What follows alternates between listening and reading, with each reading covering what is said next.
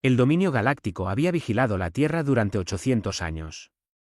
Sus sondas de vigilancia orbitaban en silencio más allá de la Luna, registrando cada guerra, cada invención, cada paso torpe que la humanidad daba hacia las estrellas. Para las antiguas razas que gobernaban la galaxia, la Tierra no era más que una curiosidad, un planeta de primitivos, quemando plantas muertas para obtener energía y atándose a tubos explosivos solo para alcanzar su propia órbita. El embajador Kaelos se presentó ante el Consejo del Dominio. Sus 4 ojos escaneaban la pantalla holográfica de la Tierra, que giraba lentamente en el centro de la cámara. Su piel escamosa brillaba bajo la luz artificial mientras presentaba su evaluación con la confianza de un ser, cuya especie había dominado el viaje interestelar cuando los humanos aún vivían en cuevas. Se llaman a sí mismos humanidad, dijo Kaelos, su voz portando el peso de la certeza absoluta. Han logrado la fisión nuclear, la computación primitiva y viajes espaciales básicos dentro de su propio sistema solar. A su ritmo actual de desarrollo, requerirán otros 1000 años para volverse relevantes. Recomiendo continuar la observación sin contacto directo. Los miembros del Consejo murmuraron en acuerdo. El alto comandante Kargas, un ser masivo de metal viviente y circuitos antiguos, asintió con su aprobación. El dominio había encontrado cientos de especies primitivas a lo largo de la galaxia. A la mayoría se les ofrecía un estatus protegido, lo que significaba que pagaban tributo y no recibían nada a cambio. Aquellos que se negaban eran conquistados. Era el orden natural de las cosas. En la Tierra, en una remota instalación gubernamental oculta bajo el desierto de Atacama, la doctora Elena Vidal se frotó los ojos cansados y miró fijamente la pantalla de su computadora. Los números no tenían sentido. Llevaba 3 años realizando experimentos de colisión de partículas, buscando evidencia de dimensiones teóricas más allá de las 4 que los humanos podían percibir. Lo que encontró esa noche era algo completamente distinto. Javier, ven a ver esto, llamó a su colega al otro lado del laboratorio. El doctor Javier Ramos echó hacia atrás su silla de su propia estación de trabajo y se acercó. Era un hombre alto con ojos amables y una mirada perpetua de curiosidad que nunca se había desvanecido desde sus días de estudiante. Se inclinó sobre el hombro de Elena y estudió los datos que se desplazaban por la pantalla. Tiene que ser un error del instrumento, dijo después de un largo momento. Estas lecturas sugieren que creaste un desgarro estable en el espacio-tiempo. Se supone que eso es imposible. Elena negó lentamente con la cabeza. Corrí los diagnósticos 3 veces. Los instrumentos están funcionando perfectamente. Javier, creo que realmente lo hicimos. Creo que abrimos un agujero en la realidad. Ninguno de los dos durmió esa noche. Repitieron el experimento una y otra vez, cada vez produciendo los mismos resultados imposibles. Un desgarro microscópico, más pequeño que un átomo, pero perfectamente estable, se había abierto en la estructura misma del espacio-tiempo. Y a través de ese desgarro, la energía se estaba filtrando a su dimensión. Energía limpia, ilimitada, imposible. Por la mañana, Elena entendió las implicaciones. Esto no era solo un avance científico. Este era el tipo de descubrimiento que cambiaba civilizaciones. Hizo una llamada a su contacto gubernamental, un hombre serio llamado Coronel Andrés Soto, que había supervisado la seguridad en la instalación durante una década. En cuestión de horas, el laboratorio fue rodeado por vehículos militares, y Elena se encontró explicando sus hallazgos a personas con estrellas en los hombros. El general Héctor Silva fue el primero en comprender verdaderamente lo que Elena había descubierto. Era un viejo soldado de cabello gris y ojos penetrantes que habían visto demasiadas guerras. Escuchó su explicación sin interrumpir, su expresión se volvía más seria con cada palabra. Me está diciendo, dijo cuando ella terminó, que ha encontrado una manera de producir energía infinita. Elena asintió. Teóricamente, sí. El desgarro extrae energía de algún lugar entre dimensiones. No es fusión ni fisión ni nada para lo que tengamos nombres. Es algo nuevo. El general se quedó en silencio por un largo tiempo. Luego se inclinó hacia adelante. Doctora Vidal, ¿entiende lo que esto significa para la seguridad nacional? ¿Para la seguridad global? Si esta tecnología funciona como usted describe, quien la controle, controlará todo. Lo entiendo, dijo Elena. Por eso lo llamé a usted en lugar de publicar un artículo. Lo que ninguno de ellos sabía era que el experimento no había pasado inadvertido. Miles de kilómetros por encima de ellos, una sonda de vigilancia del dominio detectó la firma de energía del desgarro de Elena. Las lecturas eran diferentes a cualquier cosa en la extensa base de datos de la sonda. Marcó la anomalía y transmitió los datos de vuelta al puesto de avanzada del dominio más cercano. 3 días después, el informe llegó al alto comandante Cargas. Estudió las lecturas con creciente preocupación. La firma de energía era pequeña, casi insignificante, pero su naturaleza era inquietante. Sugería que los primitivos de la Tierra habían tropezado con algo que incluso los científicos del dominio consideraban teórico en el mejor de los casos. La extracción de energía dimensional se había discutido en círculos académicos durante siglos, pero nadie lo había logrado jamás. Esto es probablemente un mal funcionamiento del sensor, se dijo Cargas. Pero la duda había arraigado en su mente antigua. Ordenó sondas adicionales a la Tierra con instrucciones de observar más de cerca. De vuelta en Atacama, Elena y Javier trabajaron las 24 horas del día.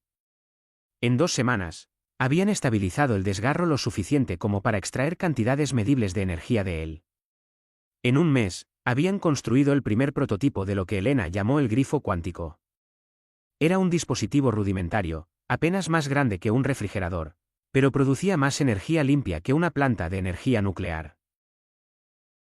El general Silva observó la demostración con la expresión de un hombre a quien acababan de entregarle las llaves del futuro. Hizo llamadas a Washington. Llegaron más científicos. Más personal militar. La instalación que una vez había sido una estación de investigación tranquila se convirtió en la ubicación más importante de la Tierra. Elena apenas notó los cambios a su alrededor. Estaba demasiado concentrada en su trabajo, en comprender todo el potencial de lo que había creado. Javier se quedó a su lado durante las largas noches y los interminables experimentos. Le traía café cuando olvidaba comer y le recordaba que durmiera cuando el agotamiento nublaba su juicio. «Estamos cambiando el mundo», le dijo ella una tarde mientras observaban el grifo cuántico zumbar en silencio en una esquina del laboratorio. Javier le sonrió. «Lo estamos haciendo. La pregunta es si el mundo está listo para ser cambiado». Ninguno de los dos podía saber cuán acertado estaba. Ninguno de ellos podía haber imaginado que su descubrimiento pronto atraería la atención de seres que habían gobernado la galaxia durante 1000 años. Y ninguno de ellos podría haber predicho que la humanidad, descartada como primitiva e irrelevante, estaba a punto de anunciar su presencia al universo de una manera que sacudiría los cimientos del dominio galáctico mismo. Las estrellas sobre el desierto de Atacama brillaban frías y distantes, pero no parecerían tan lejanas por mucho tiempo. La nave del dominio descendió a través de la atmósfera de la Tierra un martes por la mañana. Era masiva, de casi 3 kilómetros de largo, con forma de hoja curva de obsidiana pulida. Cada satélite rastreó su aproximación. Cada canal de noticias transmitió su imagen. Cada ser humano con acceso a una pantalla observaba en silencio mientras la nave se posaba sobre el desierto de Atacama, proyectando una sombra que se extendía por kilómetros. Elena Vidal estaba en un búnker subterráneo con Javier, el general Silva y una docena de funcionarios gubernamentales. Observaban la transmisión en vivo en una pared de monitores. Ninguno hablaba.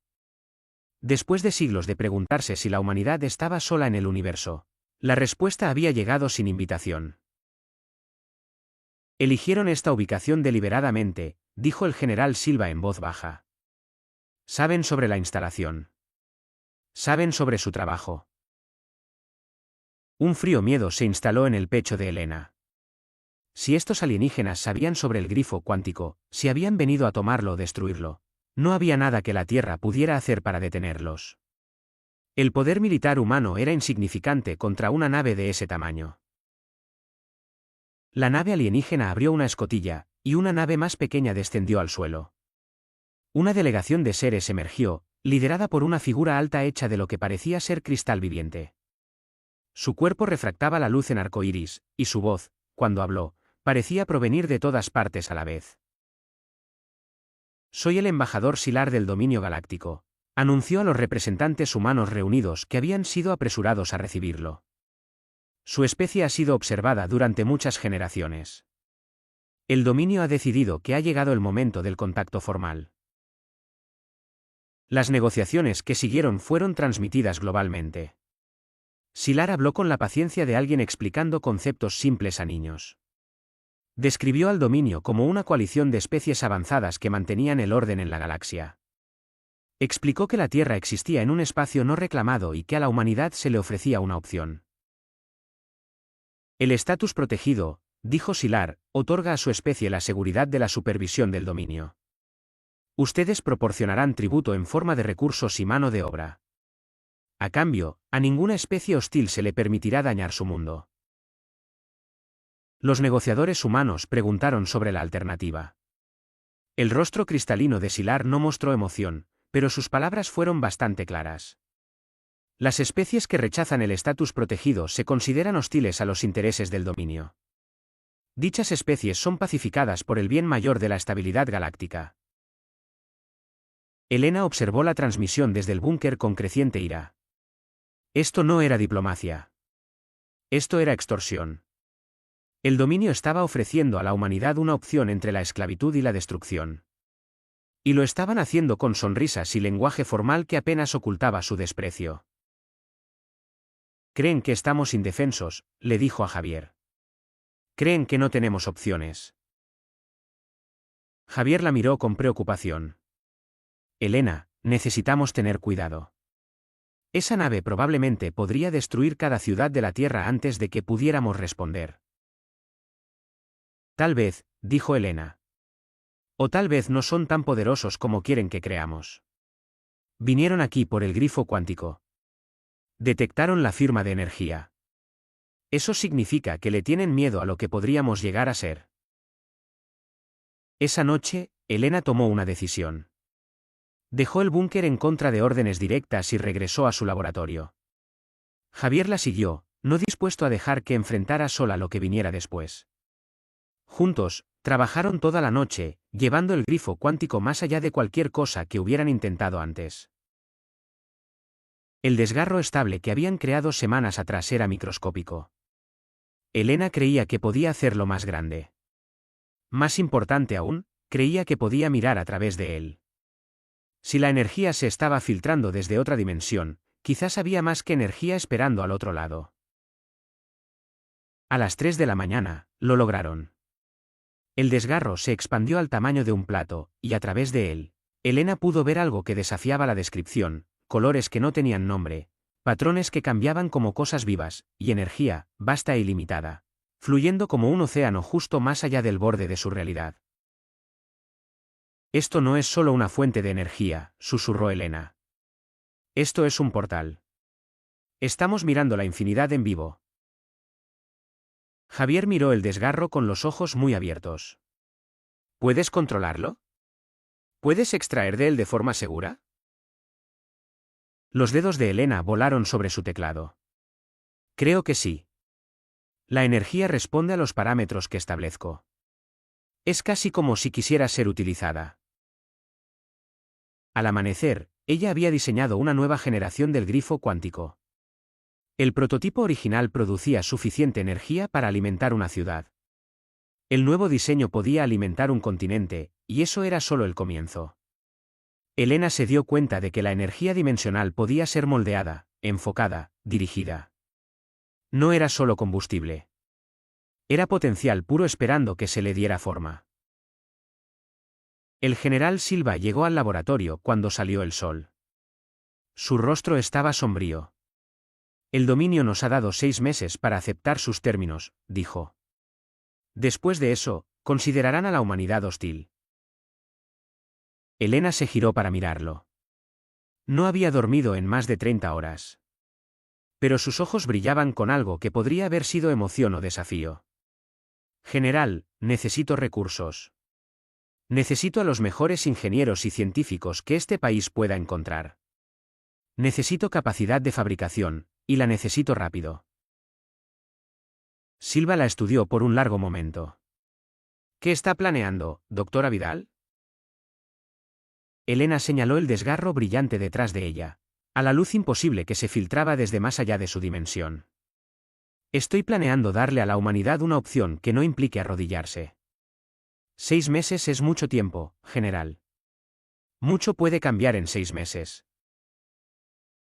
El general había pasado su carrera tomando decisiones difíciles. Había enviado soldados a la batalla sabiendo que algunos no regresarían. Había autorizado operaciones que lo mantenían despierto por la noche. Pero de pie en ese laboratorio, mirando lo que Elena Vidal había creado, sintió algo que no había sentido en décadas. Tendrá todo lo que necesite, dijo. Cueste lo que cueste. Afuera, la nave del dominio colgaba en el cielo como una amenaza hecha sólida. El embajador Sylar esperaba en cómodos aposentos la inevitable rendición de la humanidad. El Consejo del Dominio no esperaba nada más que el cumplimiento de la especie primitiva que aún quemaba productos químicos para obtener combustible. No tenían idea de lo que se avecinaba. En laboratorios de todo el país, los científicos comenzaron a recibir informes clasificados sobre la tecnología del grifo cuántico. Ingenieros que habían pasado sus carreras soñando con máquinas imposibles de repente se encontraron construyéndolas. La mayor movilización del genio humano en la historia había comenzado. Y estaba sucediendo en secreto. Oculta a los ojos alienígenas que observaban desde arriba, Elena Vidal se encontraba en el centro de todo, guiando el trabajo con un enfoque implacable. Apenas dormía. Apenas comía.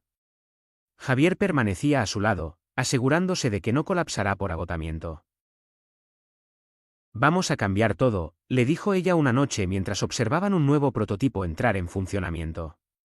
Javier le tomó la mano. Ya lo hemos hecho. Pasaron 3 meses. El dominio esperó con la paciencia de seres que habían conquistado 1000 mundos. El embajador Sylar envió mensajes periódicos recordándole a la humanidad que el plazo se acercaba. Esperaba miedo. Esperaba sumisión. Solo recibió silencio. Lo que el dominio no vio fue la transformación que ocurría inadvertidamente. La tecnología del grifo cuántico de Elena Vidal se había extendido a todas las principales instalaciones de investigación de la Tierra. Los ingenieros trabajaron en turnos las 24 horas del día, construyendo y mejorando sus diseños originales. En cuestión de semanas, la crisis energética que había definido la civilización humana durante siglos simplemente se desvaneció. Las centrales eléctricas se desconectaron. Las plataformas petrolíferas fueron abandonadas. Las máquinas que habían envenenado el aire durante generaciones se silenciaron una por una. En su lugar se alzaron esbeltas torres que extraían energía limpia e ilimitada del espacio entre dimensiones. Las ciudades que habían racionado la electricidad ahora resplandecían con luz a todas horas. Pero la energía fue solo el comienzo. El doctor Ricardo Torres era un ingeniero aeroespacial que había pasado su carrera diseñando cohetes que eran ligeramente mejores que los cohetes anteriores. Cuando fue incorporado al programa del grifo cuántico, se dio cuenta de inmediato de que todo lo que sabía era obsoleto. La propulsión química, la propulsión nuclear, incluso los motores iónicos teóricos, eran juguetes de niños comparados con lo que esta nueva fuente de energía hacía posible. En 6 semanas, Ricardo había diseñado un motor que podía acelerar una nave al 90% de la velocidad de la luz en menos de 1 hora. Las matemáticas deberían haber sido imposibles. Solo los requisitos de energía habrían agotado el Sol. Pero al grifo cuántico no le importaban las matemáticas. Extraía de una fuente que no tenía fondo, y daba libremente a cualquiera que supiera cómo pedirlo. El primer vuelo de prueba tuvo lugar sobre el Océano Pacífico. Una pequeña sonda no tripulada lanzada desde una plataforma flotante, encendió su nuevo motor y desapareció en el cielo tan rápido que las estaciones de seguimiento la perdieron. Durante casi 10 segundos. Cuando la encontraron de nuevo, estaba orbitando Marte. El general Silva recibió la noticia en su centro de comando. Miró el informe durante mucho tiempo sin hablar. Luego cogió su teléfono y comenzó a hacer llamadas. La doctora Sofía Luna era una científica de materiales que alguna vez había creído que ciertas limitaciones físicas nunca podrían superarse. Los metales solo podían ser tan fuertes. Las armaduras solo podían ser tan ligeras. Estos eran hechos escritos en las leyes del universo. Luego descubrió que la energía dimensional del desgarro de Helena podía usarse para reestructurar la materia a nivel atómico. Construyó una aleación que era más ligera que el aluminio y más fuerte que cualquier cosa que hubiera existido. Construyó otra que podía absorber y redirigir la energía cinética, haciéndola esencialmente inmune al impacto físico. Construyó una tercera que conducía la electricidad de manera tan eficiente que parecía violar la termodinámica. Las fábricas que habían tardado meses en producir un solo avión ahora producían máquinas imposibles en días.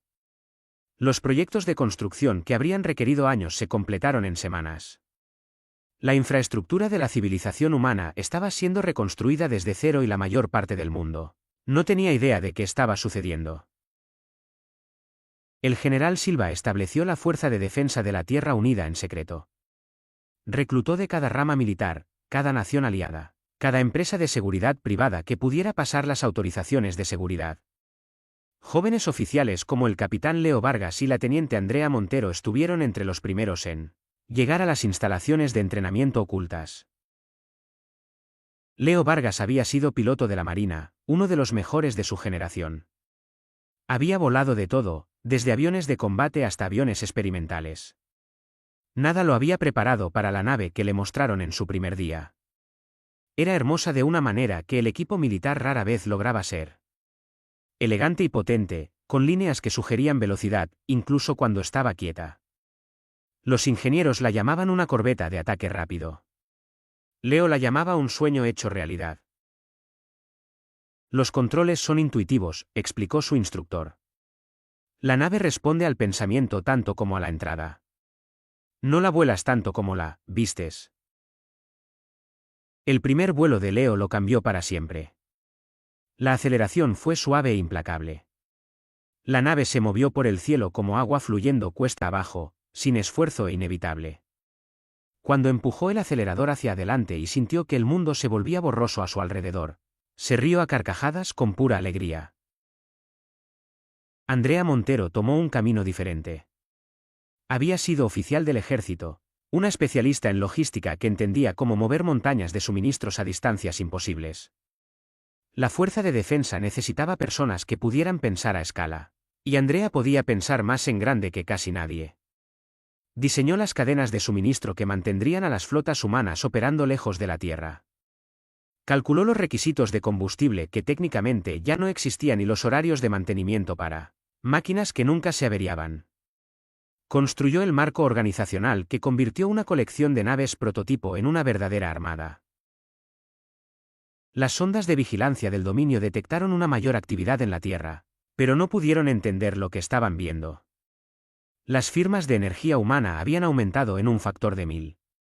Nuevas estructuras estaban apareciendo más rápido de lo que las sondas podían catalogar. Las naves estaban siendo lanzadas a órbita a un ritmo que debería haber sido imposible para una especie primitiva. El alto comandante Cargas recibió estos informes con creciente inquietud. Algo andaba mal. Los primitivos no se estaban comportando como primitivos. Solicitó permiso para enviar una flota de reconocimiento para investigar más de cerca. El embajador Silar desestimó sus preocupaciones. Están asustados, dijo.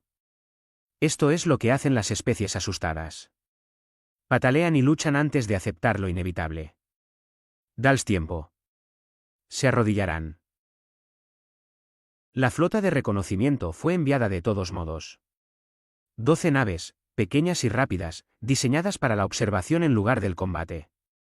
Se acercaron a la órbita de la Tierra con sus armas apagadas. No esperaban nada más que una mirada más cercana a los primitivos en pánico debajo. Ninguna de ellas regresó a casa.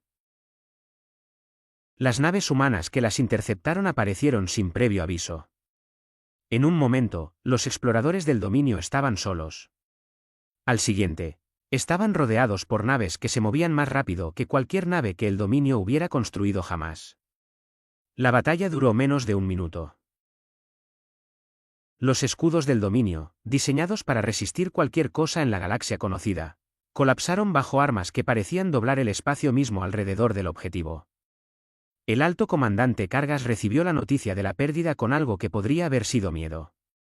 12 naves tripuladas por oficiales experimentados destruidas en segundos por una especie que había estado quemando combustibles fósiles hacía solo unos meses.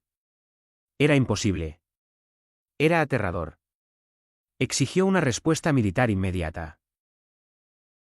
El embajador Silar, por primera vez en su larga carrera, guardó silencio. En la Tierra, Elena Vidal observó las grabaciones de la batalla con sombría satisfacción. Las armas funcionaron, las naves funcionaron. La humanidad ya no estaba indefensa. Pero esto era solo el comienzo. El dominio respondería con una fuerza abrumadora. Enviarían cientos de naves, tal vez miles. Y cuando lo hicieran, la humanidad necesitaba estar lista. Elena volvió a su trabajo. Todavía había mucho por hacer. 6 meses después del primer contacto, la humanidad no envió un mensaje de rendición. Enviaron una flota. La almirante Elena Vidal estaba en el puente de la nave insignia, un buque llamado el Amanecer del Miedo, que medía casi 1,5 kilómetros de longitud.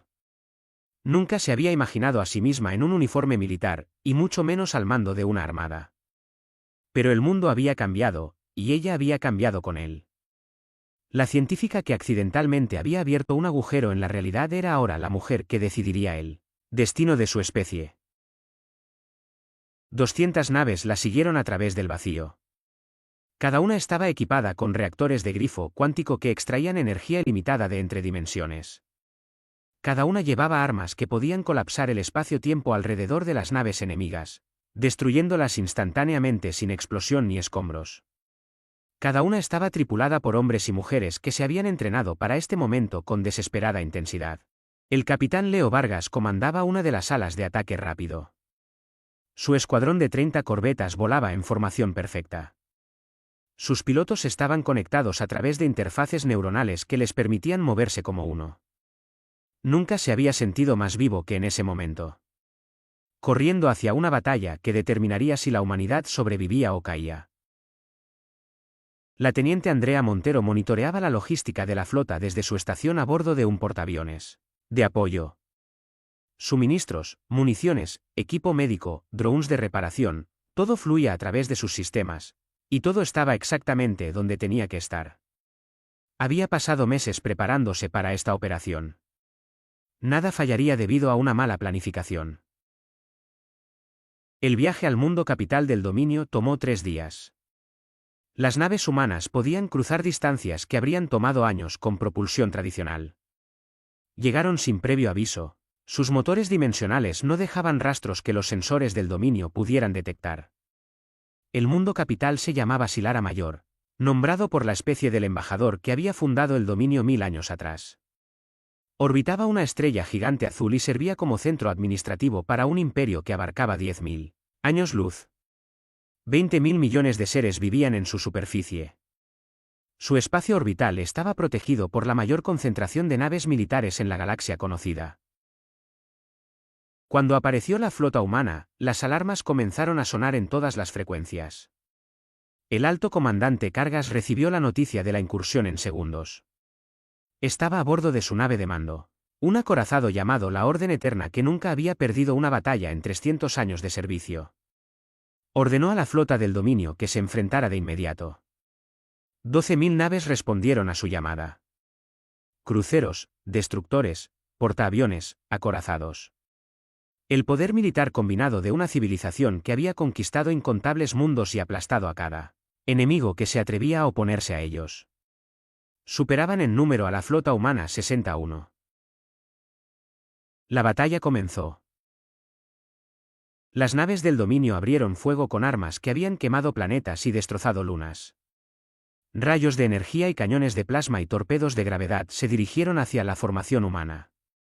La potencia de fuego era abrumadora. Debería haber reducido a los invasores primitivos a átomos en segundos. Los escudos humanos resistieron. Elena observó sus pantallas tácticas con calma concentrada. Las armas del dominio eran poderosas según cualquier medida estándar. Habrían destruido cualquier otra cosa en la galaxia. Pero los escudos humanos no operaban por medidas estándar. Extraían poder de la misma fuente infinita que los grifos cuánticos, absorbiendo la energía entrante y redirigiéndola inofensivamente al espacio dimensional. Todas las alas, ataquen, ordenó Helena. La flota humana se movió. El ala de ataque de Leo Vargas aceleró hacia el centro de la formación del dominio, moviéndose tan rápido que los sistemas de puntería enemigos no podían seguirlos. Sus armas dispararon en rápida secuencia, cada disparo creando un pliegue momentáneo en el espacio-tiempo que aplastaba las naves enemigas como papel en un puño. Las naves morían por docenas, luego por cientos.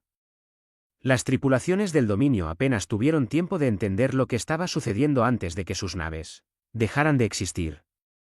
Las armas que habían protegido al dominio galáctico durante 1000 años eran inútiles. Sus escudos bien podrían haber sido de cristal. El alto comandante Kargas observó cómo su flota era destruida sistemáticamente. Ordenó retiradas tácticas y maniobras de flanqueo y fuego concentrado en la nave insignia humana. Nada funcionó. Los primitivos se movieron a través de su formación como depredadores a través de una manada de presas, matando a voluntad y sufriendo casi ninguna pérdida a cambio. 11 minutos después de que comenzara la batalla, terminó. La Orden Eterna se encontraba a la deriva e impotente en el espacio, sus motores inhabilitados por un ataque de precisión que de alguna manera había evitado cada capa de sus defensas. Kargas se paró en su puente oscurecido, rodeado por los cuerpos de su tripulación, y esperó la muerte. No llegó. En cambio, una lanzadera humana atracó con su nave lisiada. Marines con armadura motorizada barrieron los corredores, asegurando cada compartimento con brutal eficiencia. No mataban a menos que tuvieran que hacerlo. No estaban allí para la masacre. Estaban allí por algo más. Helena Vidal entró en el puente de la Orden Eterna 30 minutos después de que terminara la batalla. Todavía vestía su uniforme de almirante, pero sus ojos tenían la misma curiosidad que la había impulsado como científica. Kargas era el primer ser que conocía que no era humano. A pesar de todo, se encontró fascinada. Su flota está destruida, le dijo. Su capital está rodeada. Su imperio ha perdido. El cuerpo metálico de Kargas pareció hundirse. ¿Cómo? Ustedes eran primitivos. Estaban quemando productos químicos para obtener combustible. No tenían armas, ni naves, ni comprensión de lo que la galaxia realmente era. ¿Cómo hicieron esto? Helena consideró la pregunta. Pensó en el accidente en su laboratorio. El desgarro que se había abierto entre dimensiones. La energía infinita que se había vertido. Pensó en los meses de trabajo desesperado. Las mentes brillantes que se habían unido para construir algo imposible. La pura y obstinada negativa de su especie a aceptar el papel que el dominio había elegido para ellos. Cometieron un error, dijo finalmente. Asumieron que éramos lo que parecíamos ser. Asumieron que nuestro camino sería el mismo que el de ustedes, lento y gradual a lo largo de milenios. Nunca consideraron que podríamos encontrar un atajo. ¿Un atajo a qué? Helena sonrió. Pero no había calidez en ello. A todo. Dejó a Kargas bajo guardia y regresó a su nave insignia. Todavía había trabajo por hacer. El Consejo del Dominio necesitaba entender que el viejo orden había terminado, que la galaxia ya no sería gobernada por aquellos que simplemente habían estado allí por más tiempo. La humanidad había anunciado su presencia al universo. Ahora dictarían los términos de lo que vendría después. La Cámara del Consejo del Dominio se había mantenido durante 1000 años. Sus paredes estaban talladas en piedra tomada de 100 mundos conquistados. Su techo mostraba un mapa viviente de la galaxia con el territorio del dominio brillando en luz azul fría. Durante 10 siglos, los seres más poderosos del espacio conocido se habían reunido aquí para decidir el destino de trillones. Ahora se sentaron en silencio mientras una mujer humana se dirigía a ellos. La almirante Helena Vidal se paró en el centro de la cámara, flanqueada por marines con armadura motorizada. Se había quitado su gorra de oficial, y su cabello caía suelto alrededor de sus hombros. Parecía cansada. Se sentía cansada, pero todavía había trabajo por hacer antes de que pudiera descansar. El viejo orden ha terminado, dijo a los consejeros reunidos. Su sistema de especies protegidas termina hoy. Cada mundo que han reclamado como tributo. Cada especie que han subyugado, cada ser que han tratado como inferior porque nació en el planeta equivocado. Todo termina ahora. La forma cristalina del embajador Silar parpadeó con furia apenas contenida. Usted no puede simplemente desmantelar 1000 años de civilización. El dominio mantiene el orden en la galaxia. Sin nosotros, habría caos. Ya había caos, replicó Helena. Ustedes simplemente se aseguraron de que solo afectara a las especies que consideraban prescindibles. Activó una pantalla holográfica que flotaba en el aire ante el Consejo. Estos son nuestros términos. Membresía completa para la humanidad con iguales derechos de voto. Disolución inmediata de todos los acuerdos de estatus protegido. Libertad para que cada mundo subyugado determine su propio futuro. Y el establecimiento de una nueva asamblea galáctica donde cada especie tenga una voz igualitaria. ¿Y si nos rehusamos?, demandó Silar. Helena mantuvo su mirada sin inmutarse. Entonces la humanidad hará cumplir estos términos por sí misma. Hemos demostrado que su ejército no puede detenernos. Preferiríamos construir algo nuevo juntos, pero estamos preparados para actuar solos si es necesario. El debate duró 7 horas. Algunos consejeros abogaron por la resistencia, por reunir las fuerzas que quedaban y contraatacar a los invasores humanos. Otros reconocieron la realidad de su situación e instaron a la aceptación. Al final, la practicidad se impuso al orgullo. El Consejo del Dominio votó a favor de aceptar los términos de la humanidad. Helena salió de la cámara sintiéndose vacía. Ella había ganado.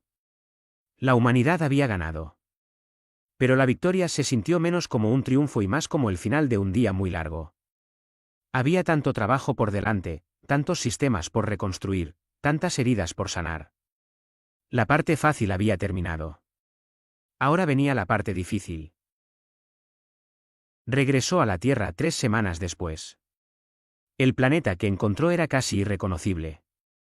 Las ciudades brillaban con nueva arquitectura impulsada por la energía del grifo cuántico. Los vehículos se movían silenciosamente por calles que alguna vez se habían ahogado con gases de escape. La pobreza, el hambre, la enfermedad. Las viejas plagas de la humanidad se estaban desvaneciendo a medida que la energía ilimitada transformaba cada aspecto de la sociedad. El general Silva la recibió en el campo de aterrizaje. Parecía más viejo de lo que recordaba, agotado por meses de presión imposible. Pero estaba sonriendo.